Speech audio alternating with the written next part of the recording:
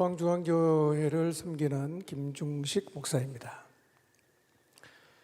오전 시간 강의와 또 오후 시간 지구촌 교회의 목회 전략을 통해서 많은 팁을 얻으셨으리라고 생각합니다.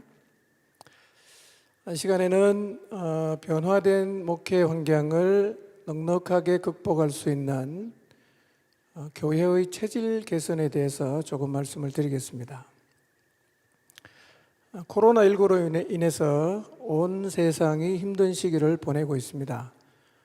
교회도 예외는 아니어서 교인 수의 감소와 헌금의 감소로 많은 어려움을 겪고 있고, 어떤 교회는 존립 자체가 위협을 받기도 합니다.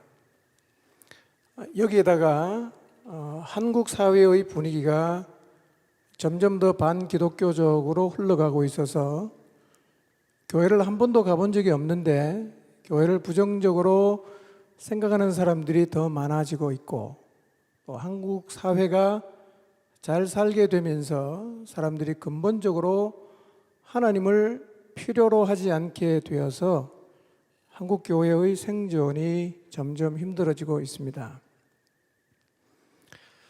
실제로 코로나가 오기 전부터 한국 교회를 향한 경고음은 계속 울리고 있었습니다. 아시는 것처럼 한국 교회는 이미 마이너스 성장을 하고 있는데, 사실은 마이너스 성장보다 더 심각하게 생각해야 되는 몇 가지 문제가 있습니다. 첫 번째는 잘 아시는 것처럼 교인들의 고령화 현상입니다. 한국 교회 교인들의 연령이 매우 높아졌습니다.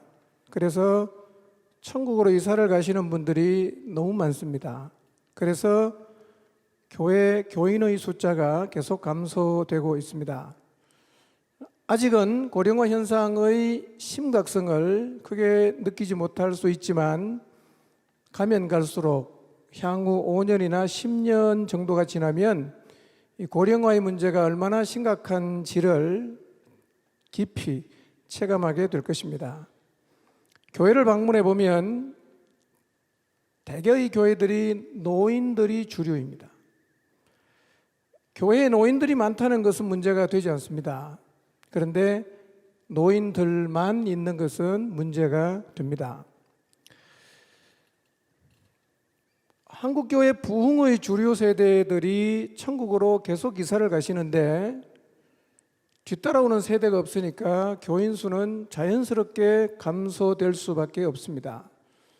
이 문제를 해결하는 1차적인 방법은 교회 안에 다음 세대가 일어나는 것인데, 바로 이 부분이 한국 교회가 깊이 고민하고 있지만 해답을 찾지 못하고 있는 영역입니다. 한국 교회는 고령화된 주류 세력을 이어줄 다음 세대가 거의 일어나지 않습니다. 한국교회 연령 분포는 매우 기형적입니다. 거의 역삼각형이 되었습니다. 개선될 기미도 보이지 않습니다. 앞 세대가 나이를 먹고 천국에 가셔도 뒤 세대가 따라오면 사실은 별로 문제가 되지 않지만, 지금 한국교회는 어느 순간부터 뒤 세대가 따라오지 않고 있습니다. 대부분의 교회는 젊은 사람이 없습니다. 문제는 20, 30대가 없는 게 아니라 가장 먼저 유치부가 없어졌습니다. 유초등부가 없어졌습니다. 그리고 청소년부가 없어진 결과로 청년도 없고 30대도 거의 없습니다. 그러니까 지금 교회 안에 젊은 세대가 없는 것이 일시적인 현상이 아니라 구조화되고 있다는 것입니다. 실제로 싹이 잘리 없어진 교회들이 많습니다. 예전에는 시골의 교회나 유치부나 또 유초등부나 청년들이 없었는데, 지금은 도시의 개척교회나 소형 교회들에게도 그런 현상이 나타나고 있습니다. 물론 외부적인 요인이 있겠지만 저는 더 큰 문제는 교회 내부에 있다고 생각합니다. 우리가 좀 더 심각하게 생각해야 하는 것은 신앙이 전수되지 않는 현상이 신자의 자녀들에게도 일어나고 있다는 것입니다. 부모가 매우 신실하게 신앙생활을 하는데 자녀는 예수님을 믿지 않는 경우들이 점점 많아지고 있습니다. 저는 이 상황을 엄중하게 생각해야 한다고 생각합니다. 신자의 자녀에게조차 신앙이 전수되지 않는다면 한국교회는 급속도로 무너질 수밖에 없을 것입니다. 세 번째 심각한 현상은 교회가 병이 들고 힘을 잃고 있다는 것입니다. 교회 안에 힘을 잃어버린 명목상의 신자가 많습니다. 이제는 한 걸음 더 나갔습니다. 힘을 잃고 있는 수준을 뛰어넘어서 교회의 필요성을 느끼지 못하는 가난한 교인이 점점 더 많아지고 있습니다. 네 번째 문제는요, 전도가 거의 안 되고 있다는 것입니다. 지금의 한국 상황을 보면 전도하는 일은 사실 거의 불가능하게 보입니다. 어쩌면 많은 교회가 전도를 포기했을 수 있어요. 하기 싫어서 포기한 게 아니라 아무리 노력을 해도 안 되기 때문에 전도를 포기한 것입니다. 지금 작은 교회들은 거의 전도가 안 되고 있습니다. 이 문제를 해결할 수 없다면 한국교회의 미래는 어두울 수밖에 없습니다. 그런데 과연 한국교회가 이 문제를 해결할 수 있을까요? 목회 현장에서 목회하시는 목사님들, 한국교회가 이 문제를 극복할 수 있다고 생각하십니까? 우리가 이 질문에 대해서 정직하게 질문하고 직면했으면 좋겠습니다. 그러나 저는 희망을 말씀드리고 싶습니다. 그러나 냉철한 현실 직시가 없는 희망은 공허해질 수밖에 없을 것입니다. 지금의 상황은 매우 엄중하기 때문에 단순하게 목회의 방법 몇 가지를 바꾼다고 한국교회가 다시 살아날 수는 없다고 생각합니다. 근본적인 변화가 필요하다고 생각합니다. 한번 스스로 생각해 보시면 좋겠습니다. 여러분, 한국교회 안에 다음 세대가 일어날 수 있을까요? 모든 교인의 자녀들이 부모의 신앙을 이어받아 그리고 그 교회를 교회의 다음 세대를 이어갈 수 있는 일이 가능할 것 같습니까? 병든 교회들이 다시 힘을 얻고 교회를 떠나가는 이들이 다시금 교회로 돌아오는 일은 과연 가능할 것 같습니까? 그리고 모든 교회들이 영원한 멸망을 향해 달려가는 영혼들을 구원해내는 일들이 진짜 가능할까요? 저는 우리가 당면하고 있는 상황이 간단하지는 않지만 저는 충분히 이 일이 가능하다고 믿습니다. 그런데 이런 일을 가능하게 하기 위한 전제 조건이 있습니다. 이 전제 조건이 이루어지면 가능하겠지만 이 전제 조건이 충족이 되지 않으면 저는 한국교회는 일어서기가 힘들다고 생각합니다. 현장에 가보십시오. 정말 힘듭니다. 대책이 없어 보입니다. 한국교회 80% 이상이 미자리 교회잖아요. 그 교회가 주저앉으면 사실은 한국교회는 망할 수밖에 없어요. 전제 조건이 뭐냐면 교회가 교회다워지는 것입니다. 저는 교회가 교회다워진다면 지금의 어려운 상황도 충분히 극복할 수 있다고 생각합니다. 교회를 디자인하신 분이 누구입니까? 하나님 아니십니까? 마태복음 16장 18절에서 예수님 말씀하셨어요. 이 교회는 음부의 권세가 이기지 못하는 것이라고 말씀하셨습니다. 교회가 살아있으면 절대로 세상에 밀리지 않습니다. 저는 이 땅에 있는 모든 목사님들이 교회를 교회 되게 하는 일에 목숨을 걸어야 한다고 생각합니다.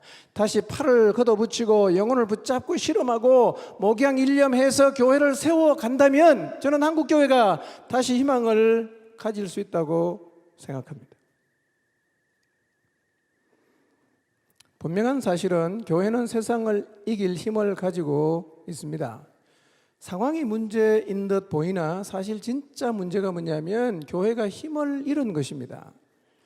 우리가 안고 있는 문제, 때로는 어떤 문제는 너무 크게 보이고 극복이 불가능하게 보일 수도 있지만 모든 문제는 교회가 제대로 세워지면 극복이 되고 감당이 되고 해결이 된다고 믿습니다. 교회가 환경을 이기지 못하고 복음의 증인이 되지 못하고 있다면 저는 틀림없이 교회에 뭔가 문제가 생겼기 때문이라고 생각합니다. 그래서 코로나19를 극복할 대안, 이보다 더 근본적으로 죽어가고 있는 한국교회를 살릴 수 있는 대안이 있다면 저는 그것은 교회의 체질 개선이라고 생각합니다. 전체가 자유롭게 모이지 못하는 지금이 오히려 교회의 체질 개선을 할 수 있는 좋은 기회가 된다고 생각합니다. 저는 우리 목회자들이 생명을 걸고 이 일을 해야 한다고 생각합니다. 만약에 체질 개선을 할 수 있다면 어쩌면 교회는 영영 일어서지 못할 수가 있습니다. 저는 이런 표현을 잘 쓰는데요, 진짜 목숨을 걸어야 됩니다. 목숨을 건다는 말은 시간 다 들이고 돈 다 들이고 내 에너지를 다 쏟아야 된다는 얘기입니다. 그래서 교회가 살아나면 세상을 틀림없이 이깁니다. 이런 구조, 그림 1번의 구조를 가지고 있는 교회들이 있습니다. 이런 교회는 대개는 담임 목사의 설교를 중심으로 가는 교회들입니다. 이런 교회도 목사님의 설교가 탁월하거나 뭔가 특별한 것이 있으면 숫자가 늘어날 수 있습니다. 근데 이런 경우는 대개는 수평 이동이 많습니다. 근데 원래 성경이 말하는 교회는 설교를 듣는 것이 아니에요. 교회는 연결이 되는 것입니다. 그리고 하나가 되는 것이 교회의 핵심이에요. 그래서 성경에서 말씀하고 있는 교회 구조는 에베소서 4장 16절을 보면 온 몸이 각 마디를 통하여 도움을 받음으로 연결되고 결합된다라고 얘기하고 있습니다. 마디를 통해서 연결이 되어야 됩니다. 그래서 교회는 그냥 와서 설교 듣는 곳이 아니라 마디를 세워서 마디를 통해서 영적인 공급을 받아야 되는데 이것이 하나님이 디자인하신 교회예요. 근데 일본 같은 구조는 우선 마디가 없어요. 마디가 없으면 연결이 느슨해질 수밖에 없습니다. 연결이 느슨해지면 보호를 받을 수가 없고 쉽게 떨어져 나갑니다. 여러분, 코로나19 사태로 이제 교인들이 안 나오잖아요. 한 주 안 나오고 한 달 안 나오면 누구부터 썰려 나가느냐 하면 중심에 있는 사람은 1년 가도 안 떨어져 나갑니다. 끝에부터 다 썰려 나가요. 연결이 안 되면 다 썰려 나가는 겁니다. 그런데 연결이 제대로 되어 있으면 안 썰려 나갑니다. 잡혀요, 이게. 그래서 1번 그림으로 가면 결국 체질 개선이 안 되면 문제 앞에 굉장히 취약할 수밖에 없습니다. 그림 2를 보시면요, 두 번째 그림입니다. 사실은 이 그림은 성경이 말씀하고 있는 교회의 모습입니다. 마디가 있잖아요. 마디를 통해서 계속 연결이 되고 공급이 되는 겁니다. 이렇게 돼야 몸이 자라는 거예요. 몸이 자라게 돼 있어요. 교회는 이런 형태로 자라가도록 하나님이 디자인하셨어요. 근데 외형적으로 대부분의 한국 교회는 이미 이런 구조를 다 가지고 있어요. 근데 문제는 뭐냐면 실제로 구조는 갖고 있는데 내용은 없어요. 연결은 거의 안 돼요. 우선 준비된 마디가 거의 세워지지 않았어요. 그리고 형식적으로 마디는 세웠는데 이 마디를 통해서 영적인 공급이 거의 이루어지지 않습니다. 구조를 만드는 것은요, 빠르면 한 달, 아무리 느려도 6개월이면 다 바꿀 수 있어요.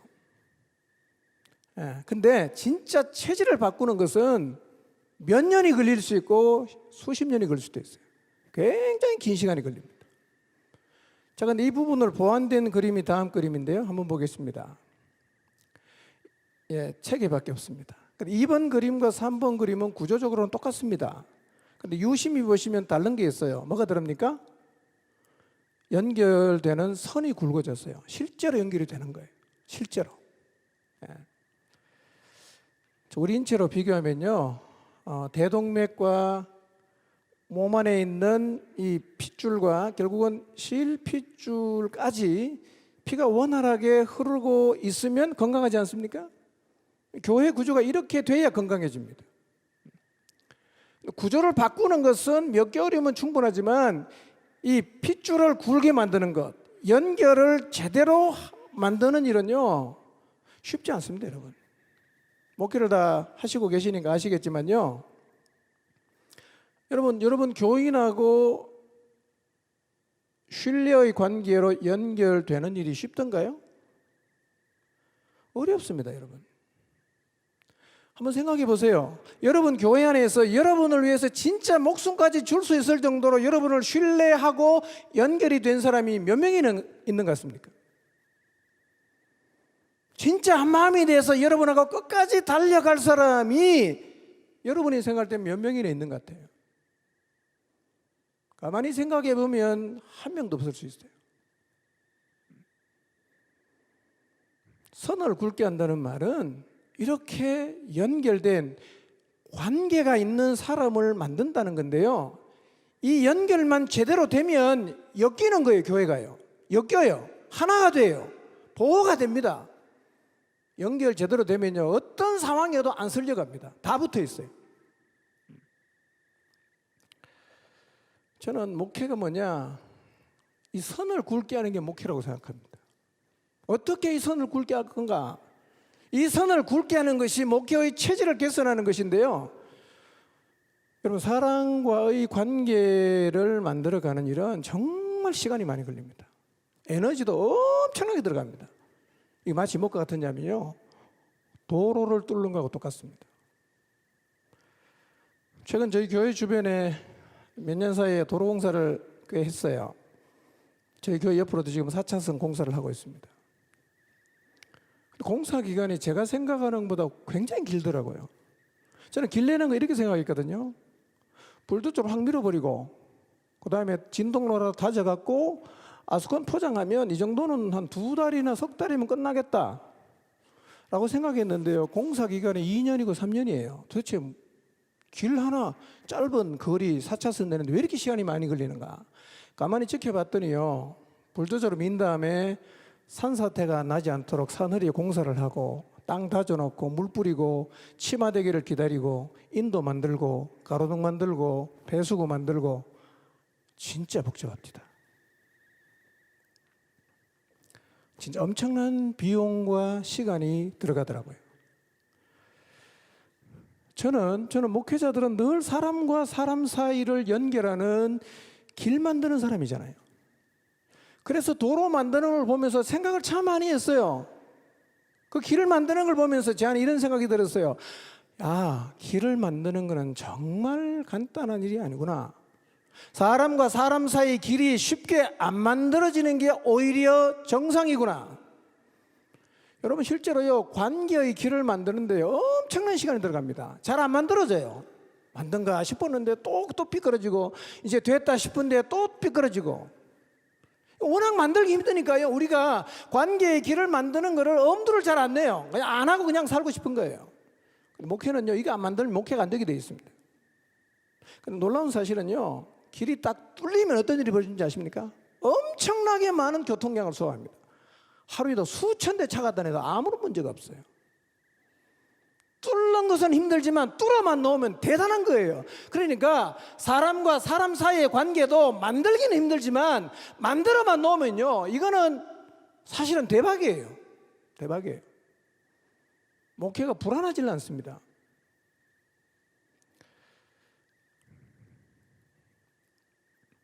그래서 저는 교회의 체질을 개선하는 첫걸음이 뭐냐, 교회 안에서 이 마디의 역할을 할 수 있는 사람을 찾아야 됩니다.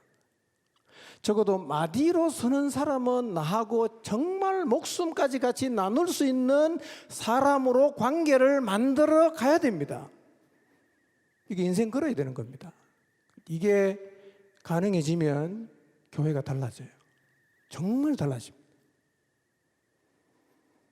관계는 만들려면요, 제가 제 경험이에요. 어디 책에 있는 건 아니고 제가 경험해 보니까요, 관계는 이런 방식으로 만들어야 되는데요. 첫째는 관계는 신자라야 맺어집니다. 깊은 관계는. 물론 우리가 불신자하고도 관계를 맺을 수 있는데요. 한 몸으로 연결되는 깊어지는 관계는 신자여야 돼요. 이 얘기가 너무 당연한 듯 생각될지 모르지만 제가 볼 때는 교회 안에 불신자가 너무 많습니다. 불신자가 많은데 신자로 생각해놓고 관계 맺으려고 하니까 아무리 해도 안 되는 거예요. 신자여야 관계가 돼요. 두 번째는요, 깊은 관계를 맺으려면 함께 보내는 시간이 많아야 됩니다. 그 인생을 줘야 돼요. 저는 35년 전 전도사 시절부터 부목사로 있던 15년간, 그때는 담임 목사하기 전에는요, 저와 엄청나게 시간을 많이 보낸 청년들, 청소년들이 있었어요. 매일 저녁 모였습니다. 그러니까 눈빛만 봐도 서로 알아요. 이들이 거의 대부분 다 목자가 됐어요. 근데 관계라는 단어는 좀 신비한 게요, 1시간을 만나도 관계가 있고 1년을 만나도 관계가 있고 10년을 만나도 관계 있다고 말하고 평생을 살아도 관계가 있다고 말해요. 다 관계 있다 그래요. 근데 1시간 만난 관계를 위해서는 헌신 잘 안 합니다.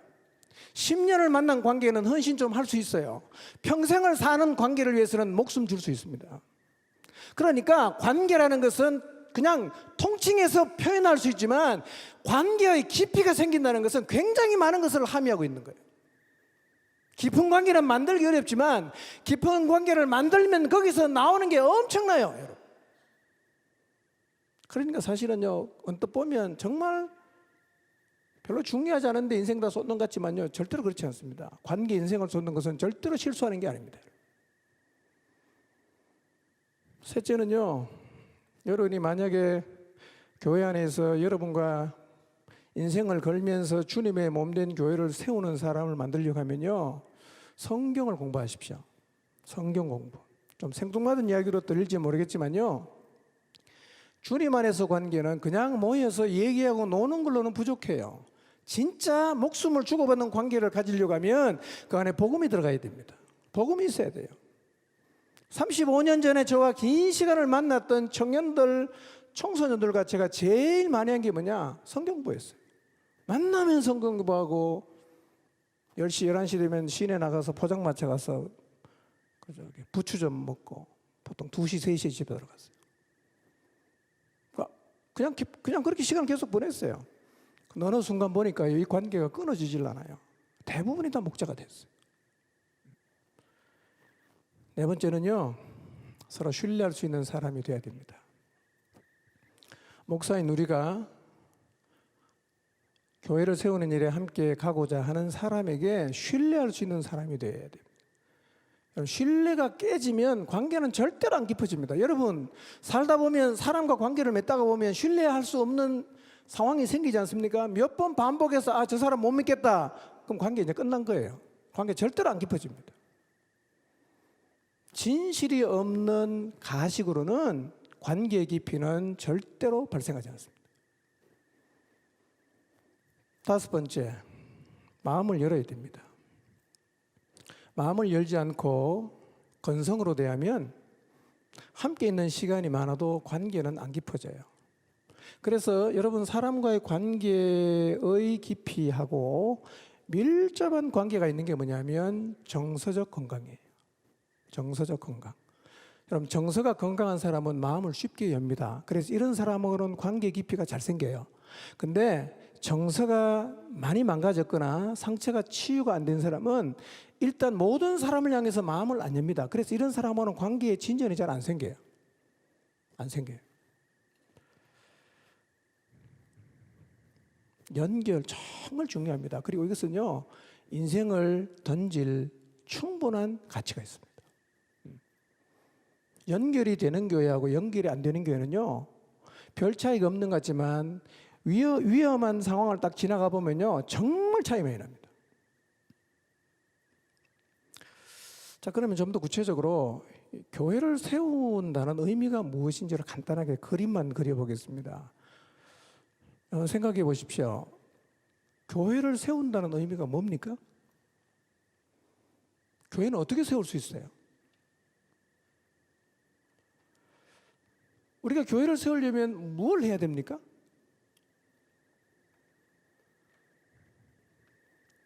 에베소서 4장에 있는 말씀 보면 교회를 어떻게 세우는지에 대한 하나님의 설계도가 나와 있어요. 교회는 이렇게 세우는 거다 다 적어놨거든요. 네 가지로 요약할 수 있어요. 첫 번째가 뭐냐, 1절에서 6절까지 보시면요, 교회를 세우는 건 뭐냐면 성령께서 이미 하나 되게 하신 교회의 하나됨을 지키는 거예요. 하나됨을 지키는 것, 이게 교회를 세우는 거예요. 여러분의 교회를 생각해 보십시오. 하나가 되셨어요? 교회가? 모든 교인이 한 마음이세요? 제가 생각할 때는요, 교회의 하나됨을 포기한 분이 많이 계시는 것 같아요. 안 되거든요. 안 돼요. 교회는 진짜 별의별 사람이 다 있잖아요. 아무리 노력해도 하나가 안 되니까 하나됨을 접어놓고 나가는데요, 하나됨을 접어놓고 나가면 그때부터는 교회의 에너지가 안 나옵니다. 교회는요, 하나됨은 절대로 포기하면 안 됩니다. 하나 될 수만 있다면 어떤 대가도 지불해야 되고 무슨 일이든 다 해야 됩니다. 왜냐하면 가장 기본적인 설계가 뭐냐면 교회가 교회 되려면 하나가 되어야 됩니다. 하나가 되어야 돼요. 그럼 얼마나 기도를 많이 해야 되겠어요? 얼마나 성령 역사를 갈구해야 되겠어요? 얼마나 많이 부딪히면서 하나님이 나를 빚어가시고 만들어가시고 결국은 우리 교인 모두를 담을 수 있도록 내 마음을 넓혀 가시겠어요? 이런 과정이 없으면요, 교회는 진짜 하나가 안 돼요. 하나가 안 되면 사실은 교회는 끝났어요. 예. 여러분, 교회가 아무리 크고 돈이 많아도 한 세 파로 나눠지면요, 아무것도 못합니다. 이쪽에 하려고 하면 저기서 반대하고, 저기서 하려고 하면 여기서 반대하고. 하나된 교회는요, 덩치가 작아도 굉장한 일을 해낼 수 있습니다. 하나가 되면요. 그래서 하나님이 디자인하신, 설계하신 교회의 첫 번째 모습이 뭐냐? 하나됨이 지켜지는 거예요. 그 중요한 게 있어요. 누구랑 하나 돼야 됩니까? 누구랑? 교회에 나오는 모든 사람과 다 하나가 되어야 되나요? 그럼 성경은요, 하나 되어야 한다고 말씀하시면서, 정확히는 하나됨을 지키라고 말씀하시면서 하나됨을 지켜야 되는 대상을 설명하고 있어요. 그게 뭐냐? 에베소 4장 4절에서 6절인데요. 이런 사람하고 성경은 하나 되라고 말합니다. 첫째, 한 몸인 사람이에요. 성령이 한 분인 사람이에요. 부르심의 소망이 같은 사람이에요. 주님이 같은 분이에요. 믿음이 같은 사람이에요. 같은 침례받은 분이에요. 하나님이 같은 분이에요. 이런 사람을 일컬어서 우리가 뭐라고 말합니까? 신자라고 말하죠. 여러분, 성경은요, 하나 되라고 할 때 하나됨의 대상이 신자지, 교회 나온다고 다 하나 되라고 성경이 말하잖아요. 신자하고만 하나 될 수 있어요. 여러분, 이 7가지 조건이 일치되는 사람이 누굽니까? 신자예요. 불신자하고 주님이 같습니까? 불신자가 믿음이 같습니까? 불신자가 같은 성경 갖고 있나요? 안 그렇잖아요. 그러니 성경은요, 누구랑 하나 되어야 되는지 대상을 구체적으로 설명했는데 정확하게 신자예요. 신자. 그러면 신자와 하나 되십시오. 그리고 불신자는 구도자이기 때문에요, 교회가 아니에요. 교회가 아닙니다. 교회를 다니지만 교회는 아니에요. 두 번째, 교회를 세운다는 의미는요, 에베소 4장 7절에서 10절까지 나와 있는데요, 찾지는 않겠습니다. 분량의 차이를 인정하는 교회가 되는 게 교회를 세운다는 말이에요. 교회는 연공서열을 지키려고 하면 망합니다. 교회는 연공서열을 지키는 데가 아니에요. 분량을 따라가야 돼요. 늦게 오는데 분량이 크면 위에 가야 되고요, 일찍 와도 분량이 작으면 밑에 있어야 돼요. 근데 그게 자연스럽게 받아들여지는 분위기가 돼야 교회가 교회 될 수 있어요. 오늘날 교회 어떻습니까? 장로 투표 떨어지면 교회 나가잖아요. 권사 투표 떨어지면 나가잖아요. 뭘 안 하는 거예요? 분량의 차이를 인정을 안 하는 거거든요. 그럼 교회가 안 세워집니다. 교회는요, 분량의 차이를 인정해야 돼요. 이런 교회를 만드는 것이 교회를 세운다는 의미예요. 연공서열 지키는 교회는 결국은 주저앉게 되어 있습니다. 연공서열 지키면요, 노인네가 자꾸 교회에서 주도권을 행사하려고 하면요, 교회는 다 주저앉아요. 세 번째는 분량을 따라 세워진 사람이 자신의 역할을 감당해야 됩니다. 11절에서 15절에 나와 있는데요. 여러분, 교회 안에 제가 생각할 때는 제일 중요한 게 마디를 잘 세우는 거예요. 우리가 쉽게 알아듣기 쉬운 표현으로는 목자를 잘 세워야 돼요. 목자. 예. 목자가 잘 세워져서 목자가 제대로 역할을 해야 교회가 건강해져요. 근데 제가 이렇게 지켜보니까요, 아무나 목자를 세웁니다. 아무나 목자를 세워. 그러니 목자의 영적 권위가 하나도 없어요. 목자 말도 안 들어요.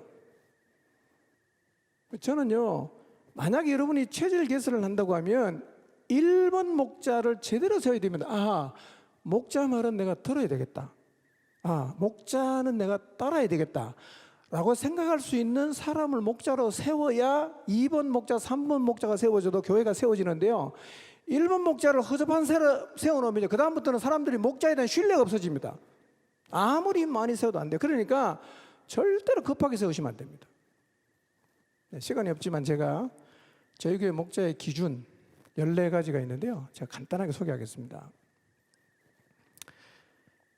첫 번째는 우리 교회의 기본적인 토양 10가지가 있는데요, 이 기초에 전적으로 동의를 하는 사람입니다. 그 기초는 교재 10개에 나와 있어요. 그 10가지에 전적으로 동의해야 우리는 목자로 세웁니다. 이 기초에 동의하지 않는 사람은 우리 교회의 마디로서는 역할이 안 되게 돼 있어요. 그래서 이 기초에 동의가 안 되는 사람은 안 세워요. 두 번째, 권위에 철저하게 순종하는 사람이에요. 이게 중요한 이유는요, 목자가 영적인 권위인 목사에게 순종 안 하면 공동체가 하나 될 수가 없어요. 자신의 생각이 너무 강해서 한번 순종할 때마다 홍역 치르고 어금니를 깨물어야 되는 사람은 목자가 되면 안 됩니다. 여러분, 교회를 세우는 데는 영웅이 필요한 게 아니에요. 순종하는 사람이 필요합니다. 어떤 사람이 목자냐? 두 번째 조건은 노력을 안 해도 자연스럽게 순종이 되는 사람을 저희는 목자로 세워요. 순종이 자연스러운 사람. 세 번째, 공동체의 신앙의 뿌리를 내린 사람을 세웁니다. 아직 이 땅이 내 땅이 아닌 손님에게 어떻게 우리 공동체를 맡길 수 있겠어요? 그래서 이 땅이 내 땅이 아닌 사람에게 우리는 목자의 자리를 주지 않습니다. 반드시 공동체의 신앙의 뿌리를 내린 사람에게만 목자의 자리를 줍니다. 네 번째는요, 기도와 말씀에 충실한 사람이에요. 매일 기도를 않거나 성경을 묵상하지 않는 사람은 영적으로 패배할 수밖에 없고, 영적으로 패배하는 사람은 다른 사람을 도울 수가 없어요. 그래서 매일 기도하고 매일 성경 읽기 묵상을 충실히 하는 사람 중에서 목자를 세웁니다. 다섯 번째는 생명력이 드러나는 사람이에요. 여러분, 모든 신자가 주님의 생명을 갖고 있지만 그래도 생명의 힘이 전혀 안 드러나는 사람 있잖아요. 교인 중에도 분명히 믿는 것 같은데 생명이 정말 안 드러나는 사람 있지 않습니까? 그러니까 예수님의 생명의 힘이 드러나서 대가가 요구되어도 말씀에 순종하고 고난을 감내하고 주님을 따라가는 생명의 힘을 계속해서 드러내고 있는 사람 중에서 목자를 세웁니다. 여섯 번째는요, 리더십이 있는 사람이에요. 이런 사람이 있어요. 모든 면에서 성실한데 리더십이 없어요. 이런 사람 목자로 세우면 자기도 죽고 목장도 말아먹어요. 리더십도 굉장히 중요합니다. 그래서 평소에 리더십 있는 거를 저는 굉장히 유심히 봅니다. 교인들 없는 사람은 아예 목자 후보 대상에서 제외를 시킵니다. 왜냐하면 그 사람은 목자를 안 하는 게 본인에게도 행복해요. 감투가 아니니까. 일곱 번째, 정서가 건강하거나 치유된 사람입니다. 대부분의 사람은 어느 정도 정서적 왜곡을 갖고 있습니다. 왜곡 안 된 사람은 세상에 아무도 없겠죠. 근데 목자가 될 사람은 건강하거나 치유를 경험한 사람이어야 합니다. 왜 이게 중요하냐면요, 정서가 건강하지 않은 사람은요, 계속해서 부정적인 성향이 드러나요. 계속 부정적입니다. 감정 기복이 심해요. 그리고 사람과의 관계를 잘 못 맺어요. 그러니까 목자의 자리에 세워놔도 목자 역할을 할 수가 없어요. 그래서 이런 정서가 건강하거나 치유된 사람 중에서 목자를 찾습니다. 여덟 번째, 돈에 대해서 인색하지 않은 사람이에요. 사람에게 돈은 하나님에게 버금갈 정도로 비중이 있는 것입니다. 그래서 예수님을 주님으로 모신 신자는 실제로 돈에 대해서 자유해야 되고 돈 모으는 게 인생의 목적이 아니어야 돼요. 여전히 돈에 인색하고 그 다음에 돈에 자유하지 못하면 이 사람은 신앙의 초보이거나 아직 돈에 대한 한이 풀리지 않은 사람이에요. 목자로 적합하지 않아요. 9번째, 영혼을 섬기는 일이 인생의 목표여서 그 일에 자신의 인생을 기꺼이 드리는 사람입니다. 영혼 섬기는 걸 부담스러워하고 영혼을 위해서 시간과 돈 사용을 늘 계산을 하는 사람은 목자가 되면 안 돼요. 목사는 아니지만 내 양을 치고 먹이라는 주님의 말씀을 사명으로 받아들여서 영혼을 섬기는 것이 자기 자신의 인생의 목표가 된 사람, 기쁜 마음으로 영혼을 섬길 준비가 된 사람 가운데서 목자로 세웁니다. 저희는 목자들도 다 기도하면서 주님이 주신 말씀을 받아요. 사명을 갖고 나갑니다. 10번째, 인격적이고 가까이 하기 쉬운 사람, 편안한 사람이어야 돼요. 이 문제는 기질과도 연관이 있고 정서와도 연관이 있고 신앙과도 연관이 있는데요. 여러분, 최고로 대하기 편한 사람이 어떤 사람인지 아세요? 성령 충만한 사람이에요. 성령의 열매가 그걸 말해줍니다.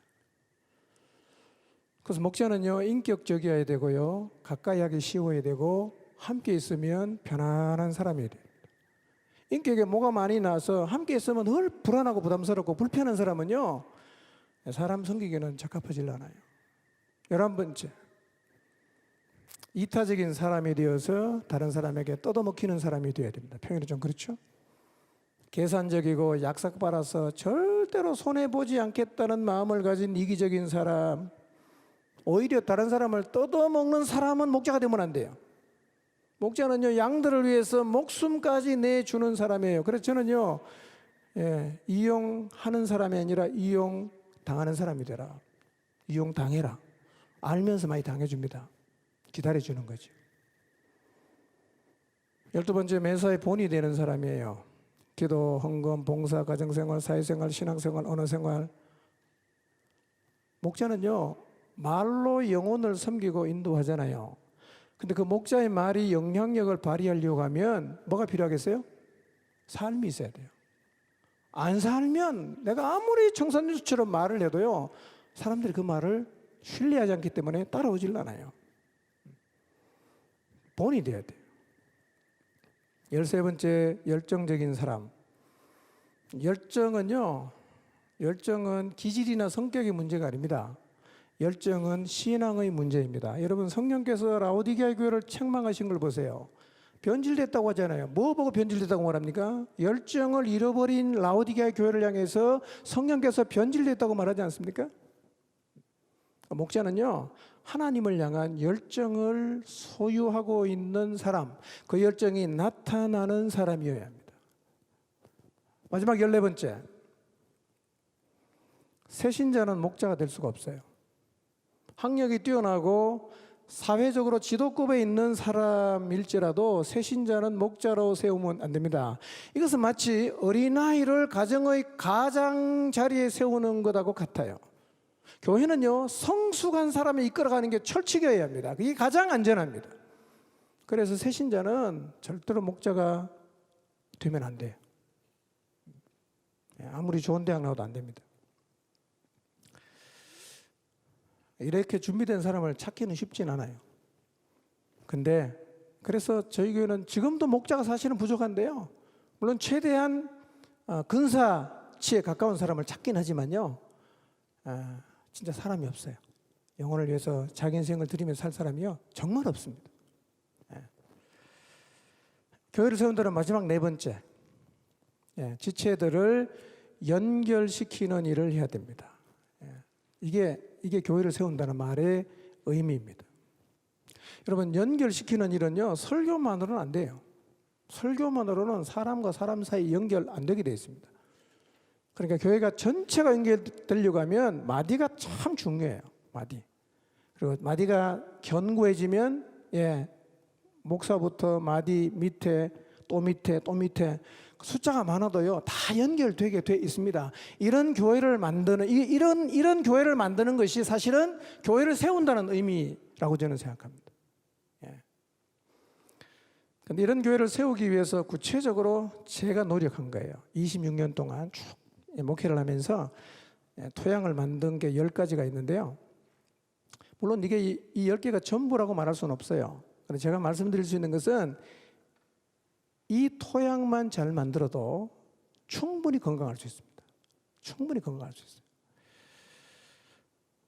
있어요. 10가지 뭐 그냥 읽어서는 잘 의미가 안 다가올 수 있지만요. 그 국민일보에 2월 12일부터 다음 주까지 순부분 연재가 되는데 그 중간에 보면 토양 10가지에 대한 설명을 했어요. 지면이 좁아서 길게는 못 적었지만 혹시 기회가 되면 좀 참고를 하시면 이 10가지가 무슨 의미인가 여러분 이해하게 이해하는데 좀 도움이 될 것 같습니다. 토양이 잘 만들어지면 교회가 건강해지고요. 근데 저는 이런 토양을 만드는데 목회자에게 제일 필요한 게 뭐냐면요. 독해야 됩니다. 독해야 됩니다. 진짜 독하게 해야 됩니다. 그러면 돼요. 뭐 특별한 능력이 필요한 게 아니라 하나님 이렇게 말씀하셨다. 나는 간다. 누가 뭐라고 해도 끝까지 독하게 이것만 찾고 가면요. 저는 반드시 성령님 역사하기 때문에 저는 가능하다고 생각합니다. 그리고 이런 토양을 만드는 일은 충분히 대가를 치를 가치가 있는 일이라고 생각합니다. 그리고 이것이 저는 한국교회를 다시 살릴 수 있는 길이 된다고 확신합니다. 교회는요 하나님의 작품이에요. 제대로 세워지면 절대로 세상에 밀릴 수가 없어요. 쉬운 길을 찾지 마시고 교회의 체질을 개선하는 일에 정말 인생을 들여서 어떤 환경에도 침몰하지 않을 뿐만 아니라 세상을 구원하고 세상에 영향을 주는 교회의 영광을 회복하는 은혜가 있기를 바랍니다. 감사합니다.